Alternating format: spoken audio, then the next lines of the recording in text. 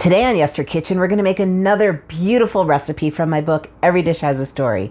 This time, we're traveling to Italy. You're going to love it. Let's get started.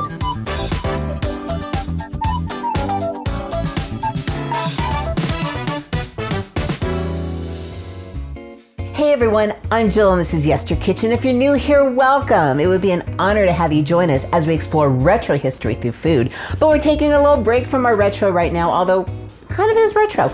We are celebrating just some recipes from my book, Every Dish Has a Story. If you are interested, the link is down below.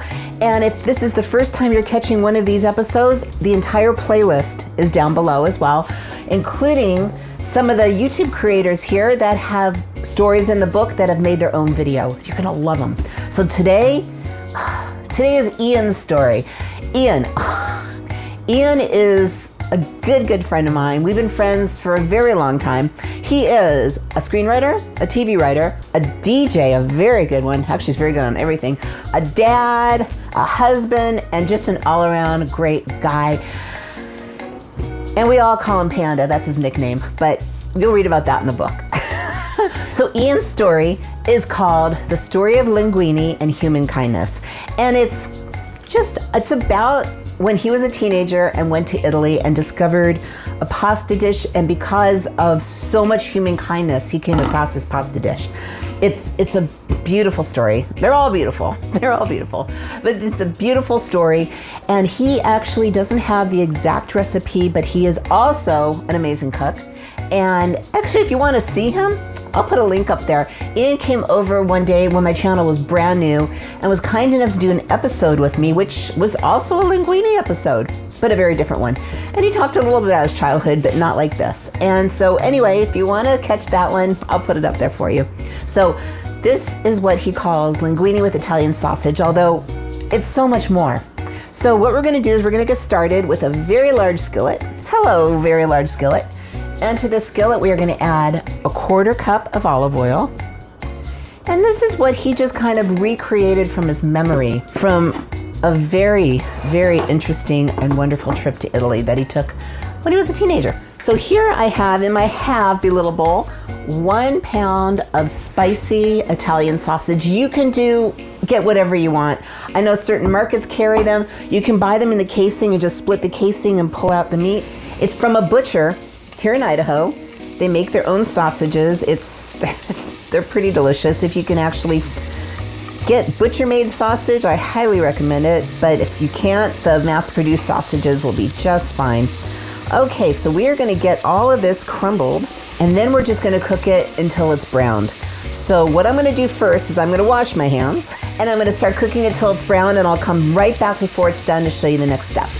Okay, so our sausage is pretty well cooked through. What I do is I use the back of my spoon and I kind of mash it as I cook. And that way it kind of all crumbles and falls apart, so it will all cook evenly. And yes, it's a spicy sausage. That's the recipe. I love spicy sausage. If you're not a fan of spice, you can probably use just regular Italian sausage and be just fine because there's so many other fabulous flavors in here. You're gonna love it. Okay, so one quick note. Before you start the sauce, I only have one burner, so I've got to do it this way. But I have a box of linguine, 16 ounces, and what you would want to do is you would want to start to cook your linguine in very salted water. As soon as you drop your linguine, you start making the sauce, then you're going to need the linguine. I'm just going to make the sauce. I'm going to keep it warm. We're going to take a second. I'm going to cook the linguine, and then we'll bring it all together. This sauce is just spectacular. To our sausage, now that it is cooked through and browned, I have 1 chopped red onion. I chopped it pretty fine. For all of you out there, and I know who you are, I feel the same way. That says the past just really doesn't cook with a lot of garlic. We need more garlic. 5 cloves of chopped garlic. Now, of course, this is not retro. This is Ian's childhood memory. And Ian's a little younger than me. And we're gonna get that mixed in. I'm gonna turn the fire up a little bit higher. Ian says a sprinkle of dried oregano, a sprinkle of dried basil. What is a sprinkle? I just kind of put my hand right in the bottle to get a good pinch. So do the same thing. If you really want measurements, eighth of a teaspoon maybe a quarter. You'll be totally good. So now we are gonna cook the sausage and the onions together. You don't drain the sausage because now the onions are cooking in that sausage oil that is fabulous. So now we're just gonna cook this for maybe about 4 or 5 minutes until the onions are softened and translucent. So we'll be back when that happens. So here we are.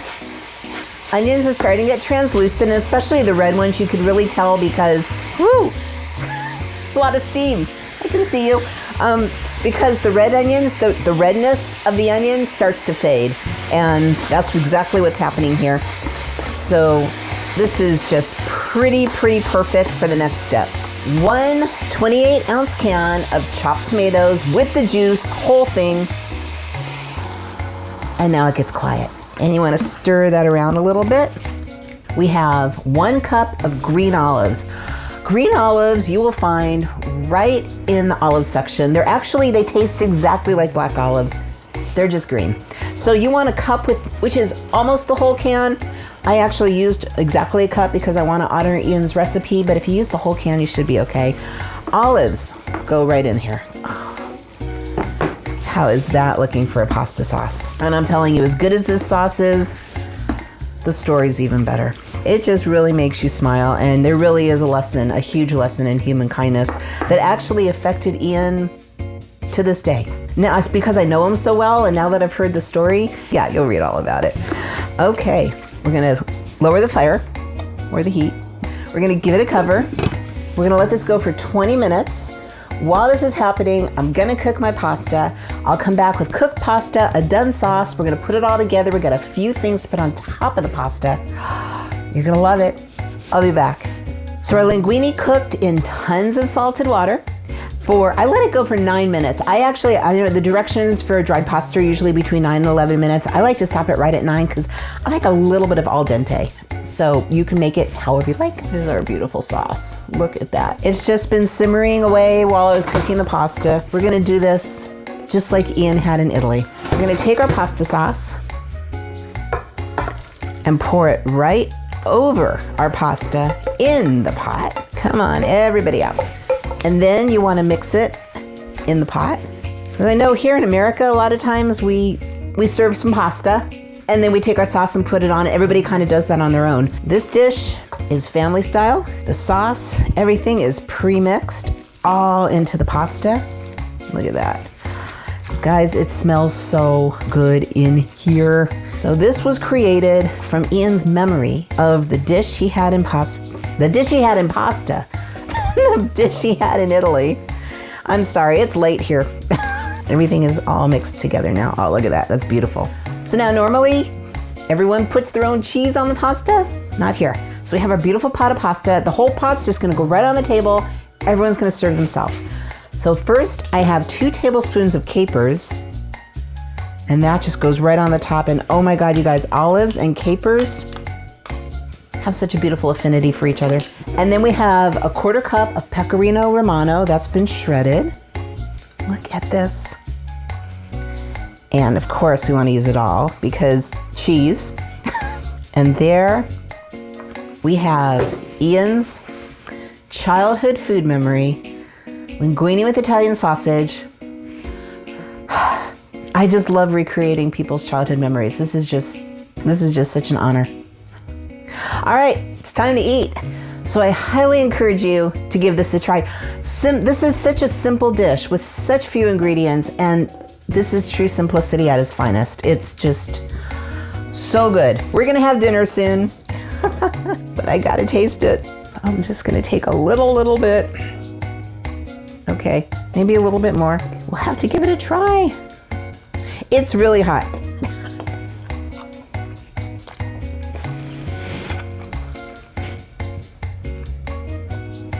This pasta is amazing. It's briny from the olives. It's a little spicy from the sausage. The tomatoes are very subtle, but it's a perfect, there's no tomato sauce, it's just the tomatoes. So it's a perfect sauce. Pecorino, capers, everything. This is such a beautiful dish of pasta. Your family will love it. Check out his story. You will love it. So I'm just so grateful. Thank you, Ian, so much for sharing your childhood story and your recipe with me. I love it, and I'm very grateful. I love you, my friend. If you would like to explore more dishes from your childhood or just the past, I invite you to subscribe. I release new videos every week. In the meantime, there's some more retro dishes for you. And remember, every dish, even Italian, let's see, what did he call it? Linguine with Italian sausage, but it's so much more, has a story. I will see you in the next video.